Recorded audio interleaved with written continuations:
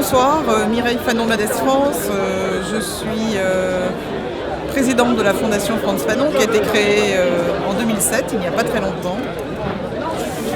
À partir des objectifs que s'était assigné Fanon en ce qui concerne la libération des peuples, la question du racisme, l'aliénation, la désaliénation et forcément les problèmes d'articulation domination-dominant, dominant-dominé et le droit des peuples à disposer d'eux-mêmes. Donc voilà, ça c'est pour le cadre. Par ailleurs, je suis aussi experte à l'ONU sur les questions de racisme et de discrimination. À l'heure actuelle, on est quand même face à un certain nombre de nouvelles formes de racisme. On a l'impression que le racisme est quelque chose de dépassé, mais il y a quand même une réification du concept de race. Il y a aussi le fait que le racisme est maintenant masqué. Il avance masqué, par exemple, avec la question des religions, où on remet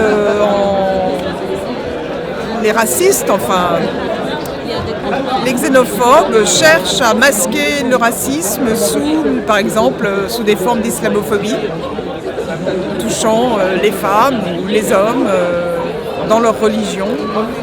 Et en fait, ça ne fait que masquer ce racisme qui est toujours là. Et la société française, je pense, est un parfait exemple d'une société qui s'est construite sur le racisme et sur la conviction qu'elle appartient à une race occidentale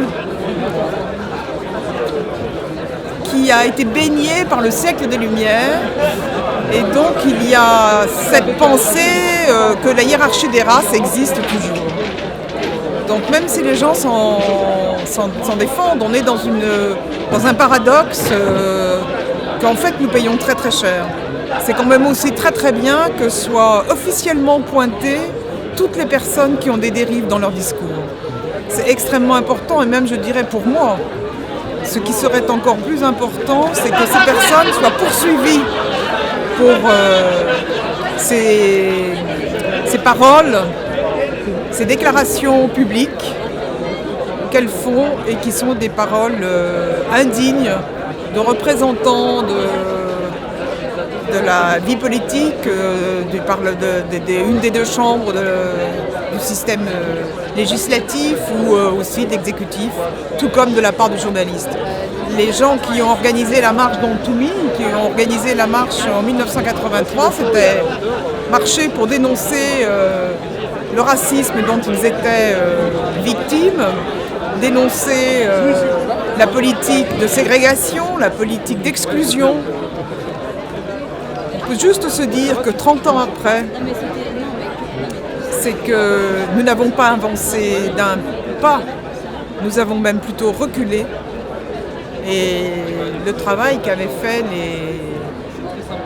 les marcheurs, les jeunes marcheurs de l'époque, n'a pas été terminé, n'a pas été repris par les jeunes générations. Et peut-être qu'avec la volonté des indivisibles dans ce qu'ils ont exprimé ce soir, peut-être qu'on pourra envisager prochainement la construction d'un front uni contre le racisme, la discrimination, la xénophobie d'État et l'intolérance associée. C'est tout ce qu'on peut souhaiter, c'est bientôt l'anniversaire. J'aurais aimé personnellement pour avoir marché modérément avec eux dans Paris uniquement. J'aurais aimé fêter la victoire de la fin du racisme. On en est loin. Je pense qu'il va falloir qu'on s'oblige à très sérieusement questionner la déconstruction du concept de race. Très très sérieusement sur un plan politique. Et donc je pense que les jeunes qui étaient avec toi dans cette marche de 83 sont encore là et qu'ils sont toujours prêts à continuer le travail, à continuer la marche. Voilà, je pense que aussi sur la marche, je pourrais dire en 83, personnellement, ce qui m'avait retenu, c'était l'instrumentalisation qu'a faite le SOS Racisme de cette marche. Ça a été pour moi un vrai coup de couteau. Merci.